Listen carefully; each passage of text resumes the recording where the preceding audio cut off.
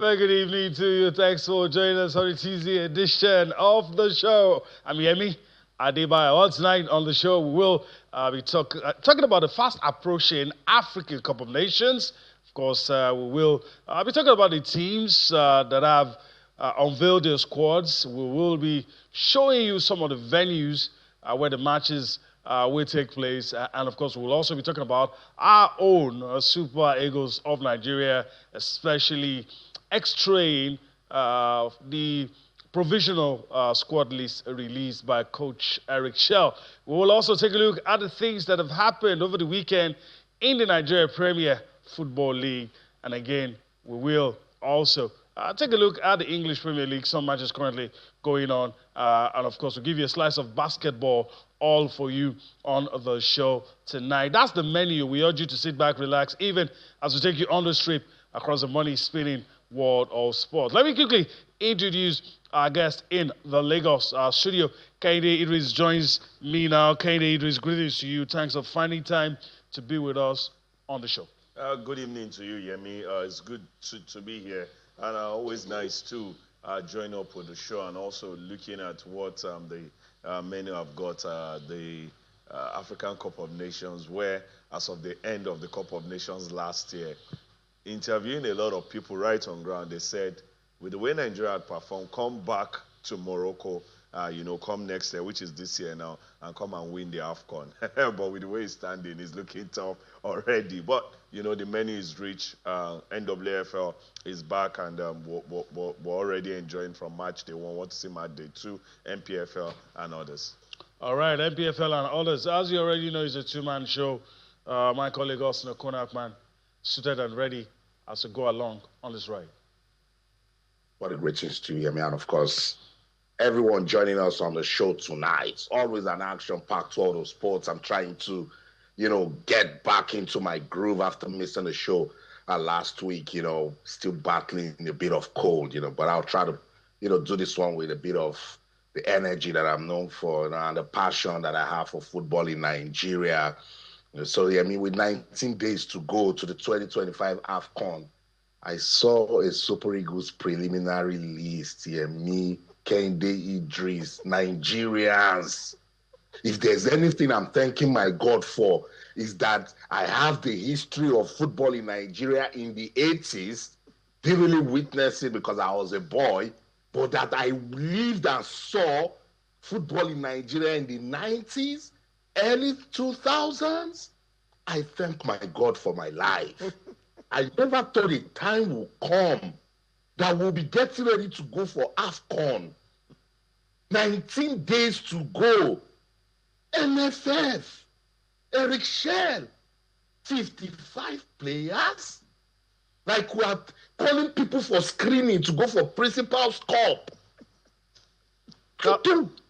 That's what it is.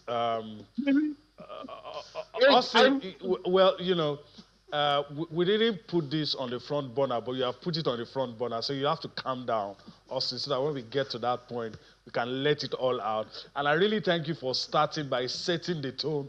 19 days to go, and what we can see about Nigeria is that we have released a 55-man provision. It's laughable, but this is don't annoy us anymore. We're getting used to it. It's bad, but we're getting used to it. And to think that a lot of people ask questions weeks back. What are you doing? Where are we going? Only for us to come with a 55. I don't know. Maybe our producer will follow us because Austin has put the issue on the front burner now because we were supposed to talk about some other things. Yeah. But so since he has talked about it and Nigeria is our own, let me allow you a few seconds. Just take a bite. Take a bite. Yeah. Were you surprised? I wasn't surprised, actually. Yeah. Because I thought that was what was going to happen, but I wasn't expecting 55. Exactly. That was the surprise. The 55 I was thinking maybe 30. Yeah, exactly. 55? The surprise is the 55. And I just want to say, Austin, maybe you should leave out Eric Chelle from there. I doubt if there is any coach in the world, 19 days to a tournament, who wants to release 55 names. In fact, with the qualifiers he had played, with he already knows what he wants. But this is a joke on the entire country coming from the governing body. Like I always say, they own the football because they take decision on the football, but they are the ones who don't love the football, the NFF. Yemi, just some days ago, Randy Waldrum threw a whole lot in that interview, in that podcast interview. It was a grenade, actually. It was a grenade he talked about. And blew everything up. One thing that you can replicate with the issue we're talking about now is when he said, a player was brought to me that I've never seen play football, and I was mandated to take that player to the World Cup. And he said, no, how can I take a player I've never watched? He said, I later had to apologize because I saw that nobody was talking to me. I had to be like, okay, I'm sorry if the way I said it is wrong, and this is where we have limited the coaches to. So maybe I will say, Austin, please leave out Eric Sekou. I'm sure his hands are tied. I don't know if Austin agrees with you, but let's go back to because we've had to start a different way, and that list, you can begin to draw parallels, pick out some similarities. Is worse than a joke. Some players who have not played for the Super Eagles, it looks like somebody wants to achieve something by letting those names appear. Because, okay, let me allow Austin to talk, because I don't really know. But also, really, there are a lot of, we can apportion blames, but can we free, like Kade is trying to say, can we free Eric Chelle from this blame? Or does he have to share in the release of this laughable 55-man provisional squad list? He does. Kende Idris. Eric Chelle does. And I'm calling him out too. I called him out in September when he did 34-man list. At that time, the eyes of Nigerian football fans were already red. We just wanted players who could come, give us the sort of passion and hunger of Victor Osimhen, and we qualified for the World Cup. The man tried us then and said he was doing provisional list of 34 players in September. I remember that list had Akko Adams. And I went like, what's this nonsense? At what stage of the qualifiers?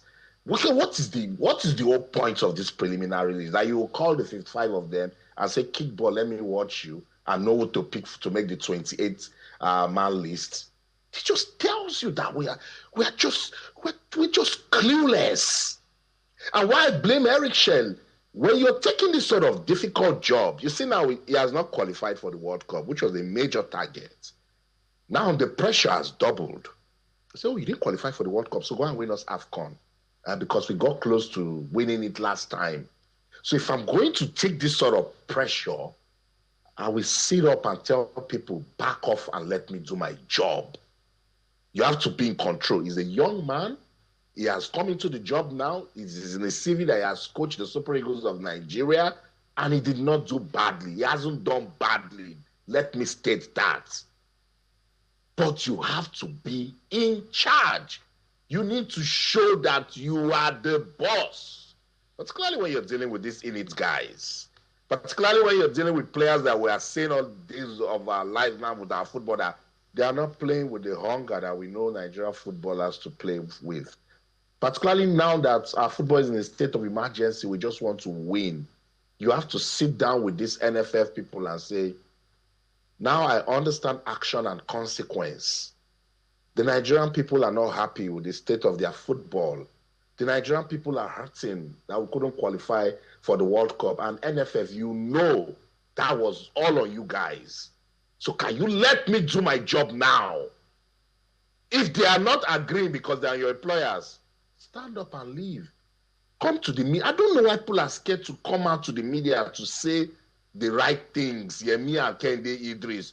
When we wanted to employ Sven-Goran Eriksson, God bless his soul, they say, oh, we will pay you X, Y, 0, but the money will pass through different accounts before it gets to you. The man, I don't want. I came out to say it. That is what people with integrity should be doing. That is what you as a leader should be doing. If you are leading this type of team to the AFCON, where we need to make a statement, where we now know that North Africa, they are not playing. Senegal is in there. They are beaming with confidence. People are taking their football to the next level. You are letting people force players on you. You are trying to do a crash program, 19 days to the World Cup, that we cannot qualify to the World Cup at 19 days to the AFCON, and we couldn't qualify to the World Cup, Kennedy Idris and Yemi. At the time Africa, we have 10 slots. Someone is still playing with us. They think this is a joke. This is what unites the country. And that's why I'm wondering who is doing this in the Nigeria Football Federation. This is the time. Well, it's not forced. If you know you lack the leadership capacity, if you know you don't understand this sport, it is highly technical, it is big business. If you don't know it, come out and say, Nigerians, I'm sorry, and you step aside. They don't step Stop aside. playing with people's emotions. Kennedy Idris, I don't know what is going on back home, but for the little people I spoke to here, this is disappointing. What do you think? This is shameful. Is bitter. Austin, for you who is out there, and for every time, even before you're permanent there, whenever you go out, they ask you questions about our sports, in this case, our football, and I can bet you so many times you don't have answers. In fact, you find a way to, bail yourself out of the situation so you don't say a word. Because it's either you're putting the country down or you're talking rubbish. Right. Because the answer is, even you cannot fathom what the answer is. All right, Kennedy Idris, it's not a Super Eagles show. We have a lot to do. We've spent 10 minutes talking about the Super Eagles, but we have a lot to do. All right, let's calm down now and do what we're supposed to do, which is to talk about the venues that will be used for this year's AFCON.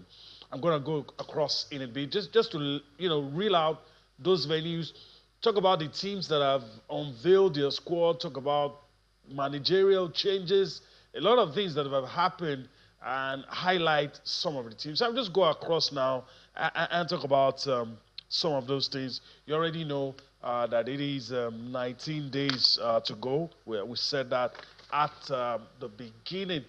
All right.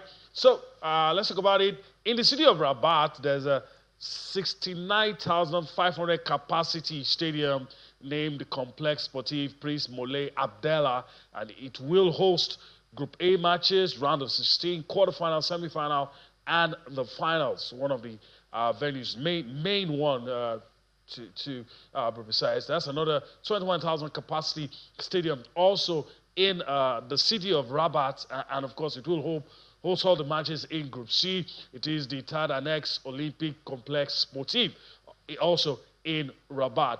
And also there is a 22,000 capacity stadium also in the city of Rabat. It almost sounds like comedy, but it is what it is. These guys are prepared. They know what they're doing, and they used all the events they've hosted in the times past to get all of these things ready. In the same city, by the way, note that 22,000 capacity stadium in Rabat, Complex Sportif Prince Aritia Moulay. It is going to host Group E games and the round of 16. All right. Another one, Stade El Barid, is an 18,000 capacity stadium in the city of Rabat. It's going to host Group D. It's going to host Uganda, Tanzania in Group C, and also the round of 16. Really loud these things. You don't need anybody to tell you how prepared Morocco is to host this tournament with 19 days to go. Stade Mohammed 5, of course, is a 67,000 capacity stadium. It is in Casablanca, and it's going to host matches in Group A, Group E, round of 16, and the third place playoff.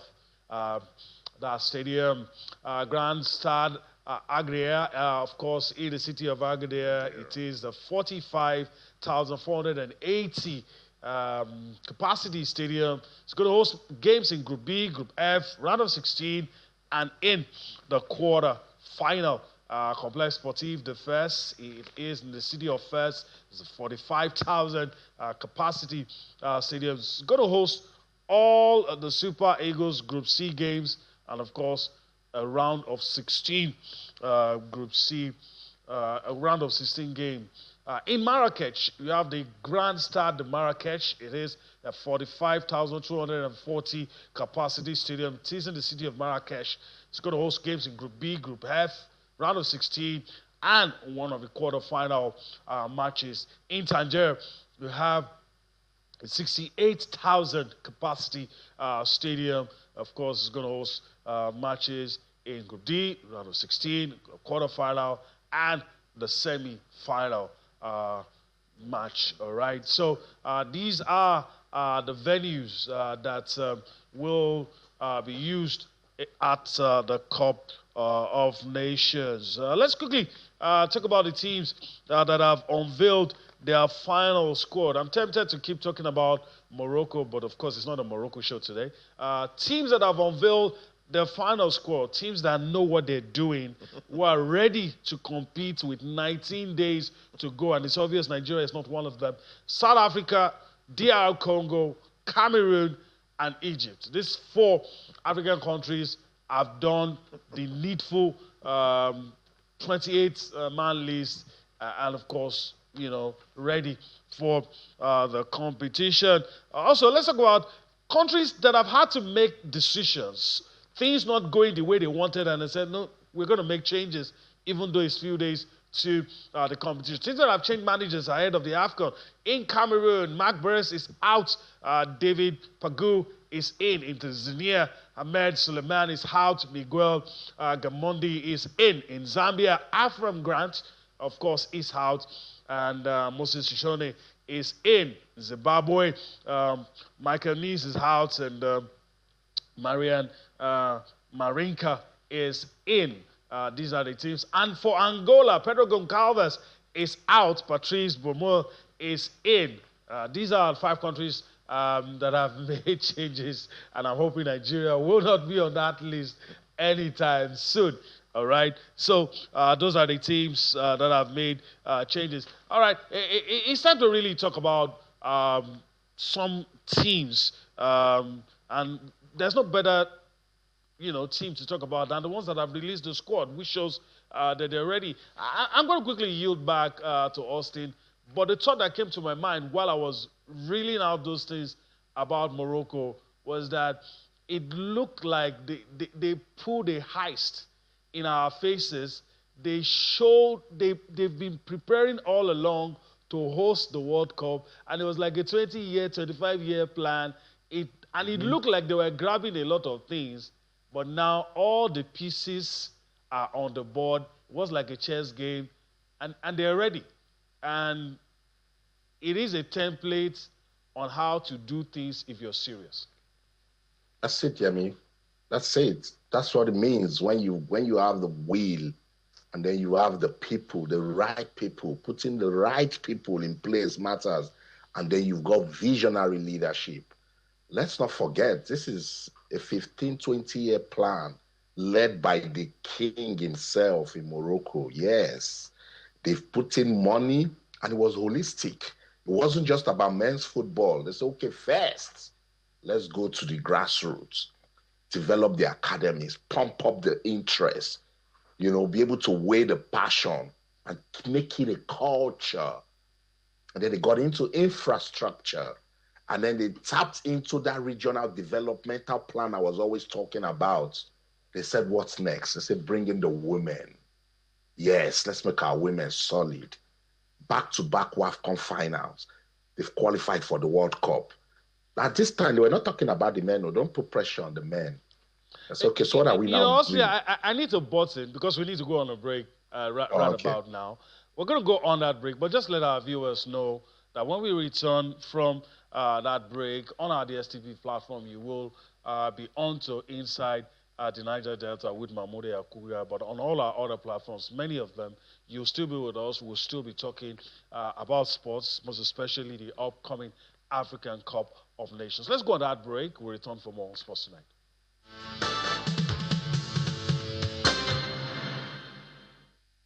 Welcome back. When we were, before we go on that break, Austin was talking about the state of preparedness of Morocco, and I agree with him 100%. Let me quickly yield back to him as we talk about the teams that are ready. Kane Idris is itching to go as well. I mean, there's nothing that Morocco has left to imagination. They've done everything. That's it, Yemi. And we're talking about it. It was deliberate planning. It was long-term planning. It was a national project. I always say it. I've I've said well done to President Bola Tinubu and what he has done with the National Sports Commission, but I want him to be more involved. I want the presidency to own our sports. It does magic when the presidency sits right there and you start saying, guys, come, you call your economic team, you call your financial team, you call everybody and say, let's tap into this thing they call sports because we've got the numbers. We've got the talent. So therefore, we must have the market. But we need to build it. And we need to have the will. We can't do it with our football, with this current NFF leadership. They have shown us time and time over and over again that they cannot do it. So when you put us side by side with Morocco, you start wondering, Yemi, I did not put us side by side with England, Germany, France, Italy. I'm talking Morocco, South Africa. Go and look at the kind of persons heading their sports and their football. You don't play politics with it. This is a technical field. You need sound-minded persons. You need people who understand what it means that when they carry raw talent, they can see 10, 20, 15 years vision with that talent. Remember when Venus was coming up, remember what the dad told us then? Yeah. Watch out. You see, you think if the man wasn't in a system that understands talent, discovery, and development, you think you'll be able to reason that way? The same people have not seen anything. No. The one that is coming will shock you guys. Yeah. That's what we're talking about. Kehinde Idris is unfortunate. Yeah. We'll keep talking about this thing. Now, the thing is coming closer home. See what Morocco is doing. We can keep it learn if we choose to learn. Kehinde Idris, see what South Africa they are doing. We can keep it and learn if we want to learn. Kehinde Idris, we watch Cape Verde at the World Cup. Yes, and we'll watch Curacao also at the World Cup. 130-something thousand people in that country, they will be at the World Cup. That is where we have put ourselves. I'm not saying smaller units cannot do big things, but there is a reason why you need to make your numbers count. And you're talking Morocco. When he won the African Footballer of the Year, Ashraf Hakimi, after all his speech, he said, I want to thank the king. That's right. In Morocco for helping us create that enabling environment for sports. The kind of facilities, the kind of equipment that we train with, and you will continue to see successes. Chebak. All right. Chebak, African Footballer of the Year, women. Stop rubbing it in. All right, let's talk about the guys that will officiate at the Nations Cup. Of course, the referees. I mean, it's no longer news. No Nigerian referee made it. It's an issue for another day. We'll talk about it. But let's just quickly talk about the guys that we make it. They're preparing. They're ready. Of course, state-of-the-art technology will be used at the Cup of Nations. And, I mean, let's just listen to the guys preparing to, help us navigate through the matches and keep everything under control. Let's hear what they have to say about their state of preparedness. We try to do our best, and the one who will be best referee will be best, and we will accept this and we will protect him because we have many educations. Africa is very big, and we try to give them advices. The one who will be better, integrity better, we will continue with him. And the one, if we see you are not better integrity, don't have a good integrity, please, we will never continue with them. With the use of the VAR, any mistake, any big mistake will be corrected by the VAR. That's why we had this training. Okay, on the field of play, they are trained. Okay, make mistake and then go on field review, correct the decision. What we are doing in the VAR, not only to correct the decision, not only also the time that the on field review they take. No. How they communicate, how they exchange, how the operator will manipulate the image so that they can come and then, of course, to the best decision. We have been training in the modern way. So we have been training integrated with players in the field. I, as a decision, make a decision, and then the VR protocol follows. So I feel, as a referee, that it has really developed me in my decision making first in the field to understand the modern terms in the trends in the football, and also my decision being acceptable to everyone. All right, the referee's there. Refreshing to see Lee Kim Young, that referee that all of us saw late 80s, early 90s at the AFCON, being in the center of it. Kanye Idris, you heard from the referees. State of the art equipments to be used, VAR, all the things, and the referees preparing for it.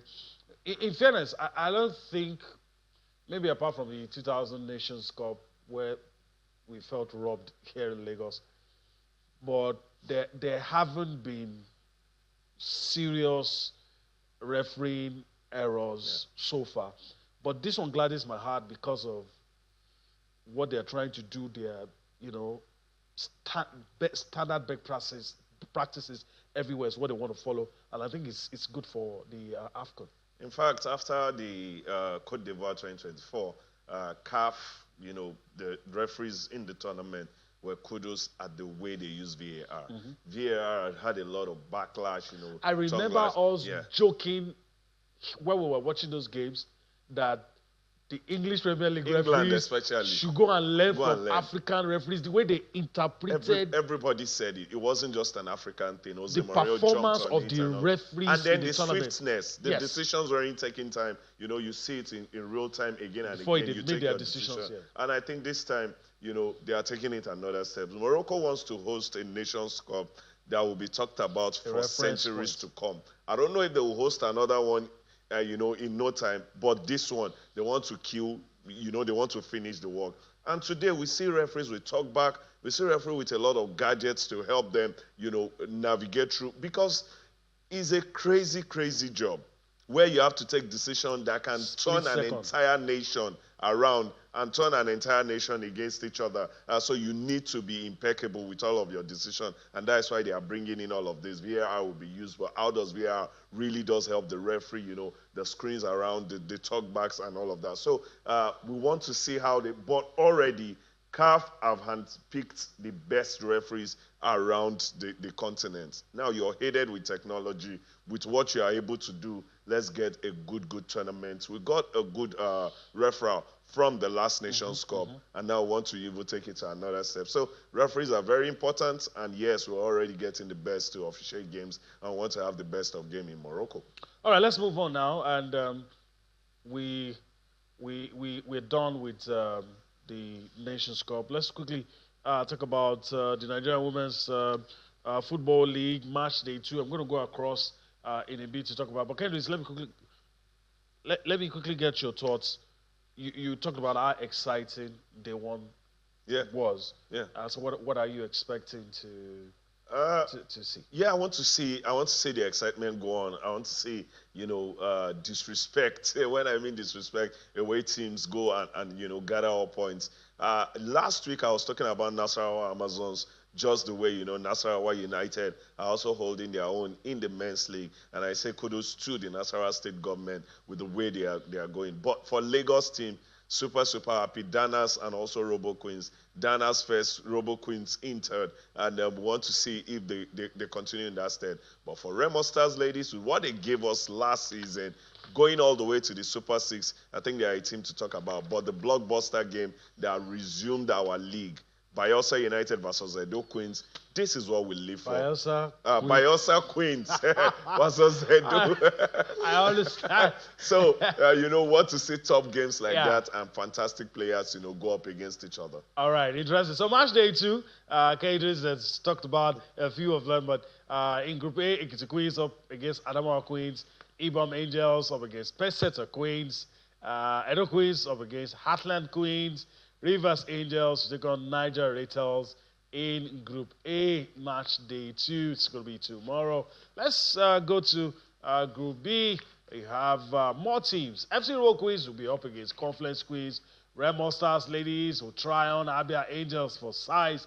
Delta Queens will face Sunshine Queens. Oshun Babes will take the Aldian men Queens.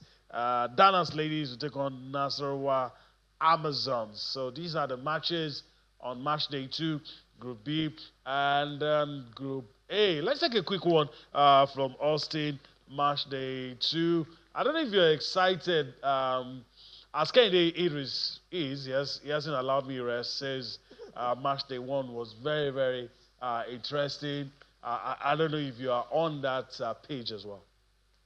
Yeah, it was really interesting. We saw loads of goals. I talked about that game between Bielsa Queens and Edo Queens, and it lived up to expectations. 5-goal thriller. It was a beautiful one to see, and then would like to see if they can, keep it going. Bielsa Queens, arguably the team that needs to prove a point this season. See if they can go on to, retain their title. But Edo Queens also would want to prove something. There's also Rivers Angels in there who feel that, look, their respect is gradually, fading away. But they have a tricky tie against Niger Rattles. I think it was last season at this stage.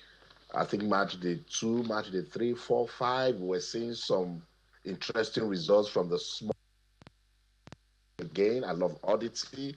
So let me see what these guys can do. Can Heartland Queens hold off Edo Queens? I think that will be very, very difficult. But hey, you never know. This is football. Remo Stars ladies got us talking from this stage last season. Can they do the same thing this time around when they take on Abia Angels? Abia Angels also in their own right got into the league 5 years ago, one way or the other. They got into our heads and started, getting us talking. But there's also FC Robo Queens that did just enough to go away to win on the opening day. Now they are playing at home against Confluence Queens.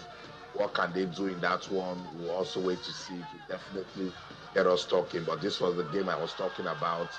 Look at that for a finish. I'm not trying to run down anybody. There are some male players who will not finish that good. They will either play side netting or goalkeeper will save it, So there's talent in the NWFL. I love it so much, And this game, they went, post to post. They took the game to themselves, and produced 5 goals. What a way to, kick off the new season, So I like it so much, and that's why I want to call out everyone back home. When the ladies are playing, let's go out there, support women's football. It's beautiful. All right, it is beautiful. All right, let's go from the ladies and go to the guys.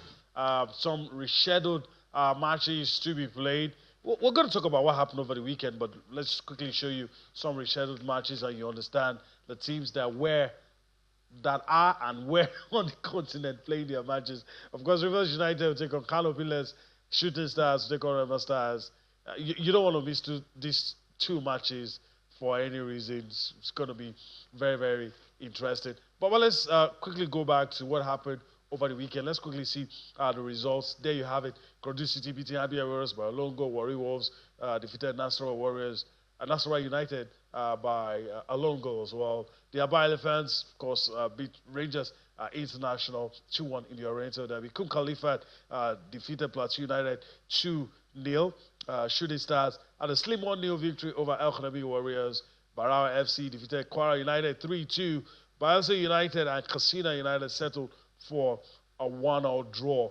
These are the results on match day 15. Let's see what the table looks like. Top 4, bottom 4 after these matches. And trust me, those rescheduled games will have a bearing on what the table looks like. And there you have it. Kodu City leading the way after 15 matches. They have 27 points, followed by Nasarawa United, Niger Tornadoes, and Rivers United in that order. Just 4 points separate number 1 from number 4. Let's take a look at the bottom 4. This is where you don't want your team to be, especially now that we are close to the halfway point.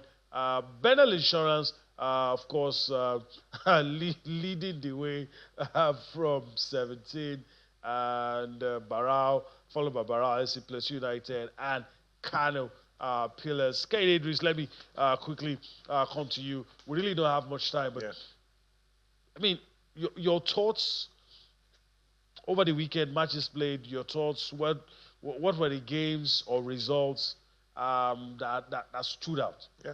Ikorodu City first. Not just this game, but what they've been doing since the league started. Sometimes they say some people have early starts, in the season. They say when Jungle matures, some people will pick form, momentum, and all of that.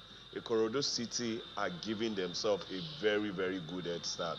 I'm not saying they can't hold their own against the likes of Eimba, Rivers, Remo, and all of that. But there comes a time where these guys might just, return to that momentum. They are super on fire, and then the points you have gathered would help you through, just like it helped, yes, Girona 2 seasons ago in the La Liga that helped them into the Champions League. So if you ought to be in the continent for a team like Ikorodu City, no disrespect, but not one of the big teams, this is what you do, and well done. For Nasarawa United, they continue to alternate, the first, second position for like 3 weeks now. I want to see how, it goes. But for a team like Remo Stars, Kano Pillars, Eyimba, you need to start pulling your weight. For Rivers United, I think they're in a fantastic place. 2 games in hand, 4 points behind leaders. I think this is where you want to be. Play your outstanding games. As much as we say they are just outstanding games, they are not guaranteed points. Play them and then, try to get all maximum points. For Wiki Tourists, they came in, resumed well, but I think for the last 3 weeks, they are looking weak. All right. Let's go to Austin. Your thoughts, even though we don't have much time. But your thoughts, matches over the weekend, any outstanding game, any results that probably you didn't see coming? Yeah, definitely the Ikorodu City win was a good one. It was a mental exercise for them. When you play against Abia Warriors, with the sort of momentum that they seem to be building as a team, the kind of confidence they show in their play, and they've got an intelligent coach in Imama. So I was like, if Ikorodu City can win this game, then they can start believing that they can, compete for the league title. And yes, they did. Yes, 1-0, but that was good enough to take them back to the top of the league table. Eimba, good win for them. That was a big, big relief. They let go of their coach, and now they are on to, winning again. So that was the two wins for me that I thought was really, really important. And I love to see goals in the league. And I love it so much when we see goals and there's no drama. So shout out to Bara FC and Kwara United, 5-goal thriller. Bara FC showing us that they can actually play football. I like them a lot with Kon Khalifat. Look, at this stage of the league, let's just be thinking about ways that we can pump the interest, get fans involved, and start thinking of how we get people that can come invest in our football, and pray that the leadership have some sense to carry it out, hear me. All right.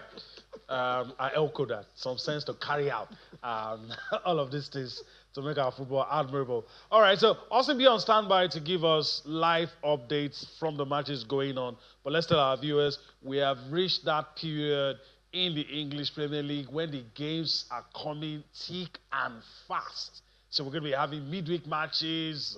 It's going to be a feast of football. This is what's going to happen tomorrow, midweek matches. Arsenal will take on Brentford. Brighton over Albion will take on Aston Villa.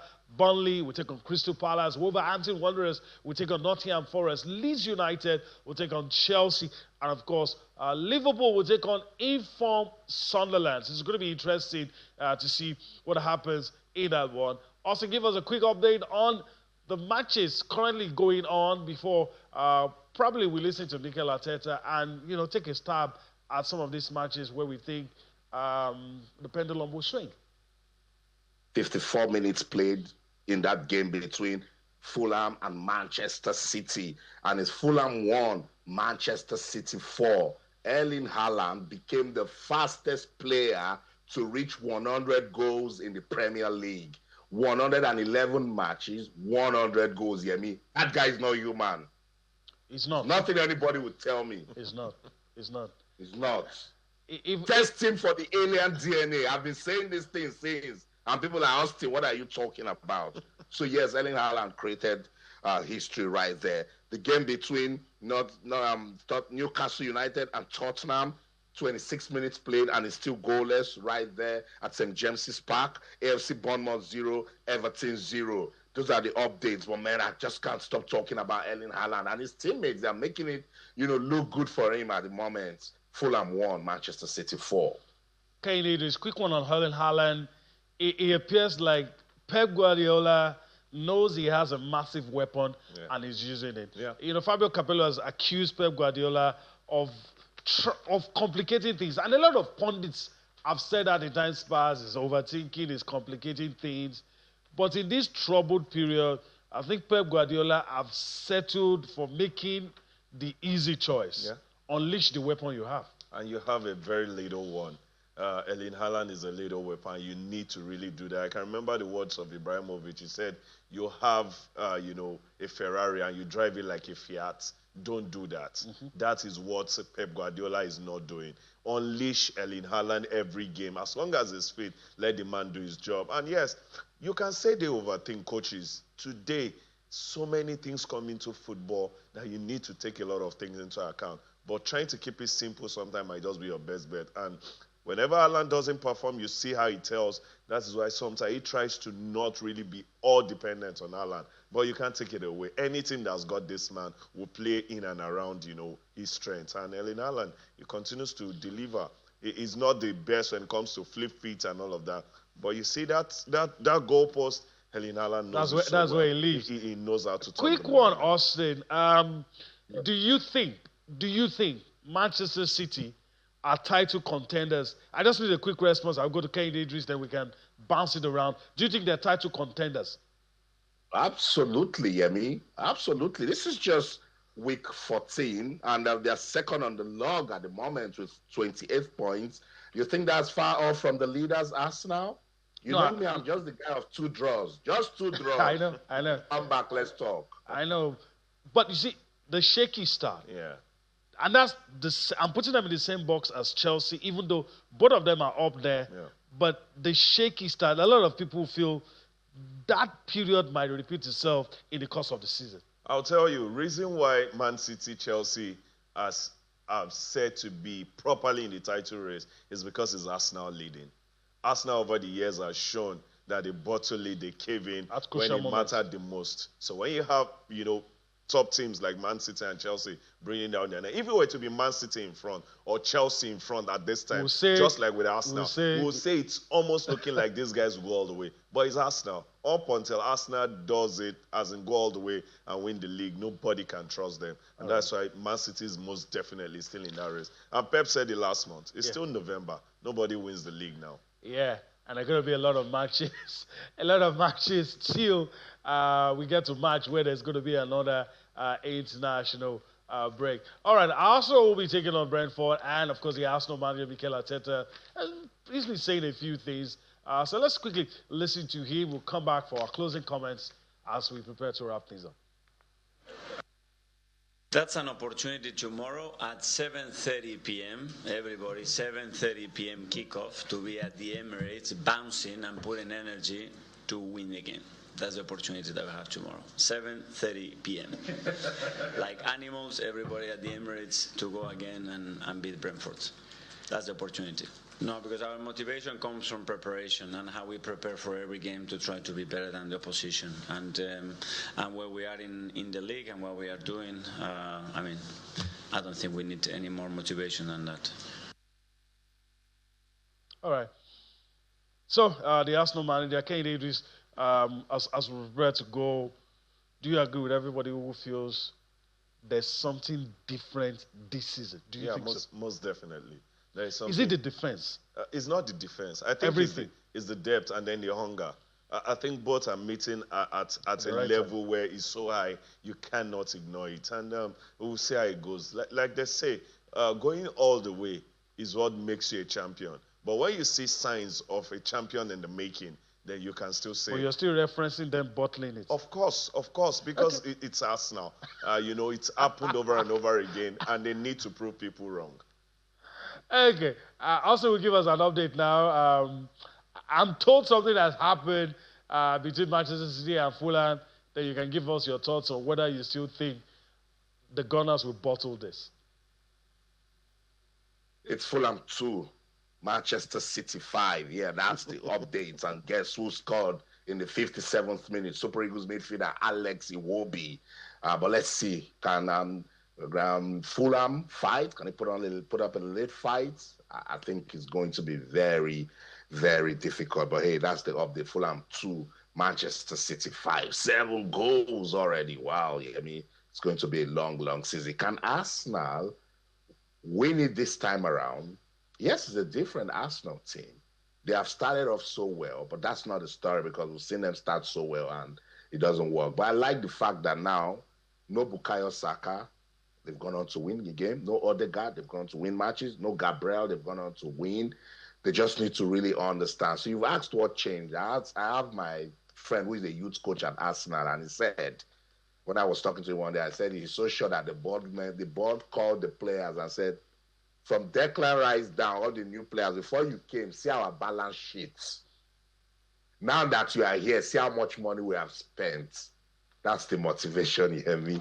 That's the show. In London, I'm Austin Okonakpan. In everything you do, remember, keep talking sports. Bye for now. All right. It's a wrap here in Lagos as well. I'm thanking Idris for his time on the show today. Always lovely being here. All right. That's the show today. We hope you enjoyed everything. We'll do this again tomorrow. I'm Yemi Adebayo. Bye-bye now.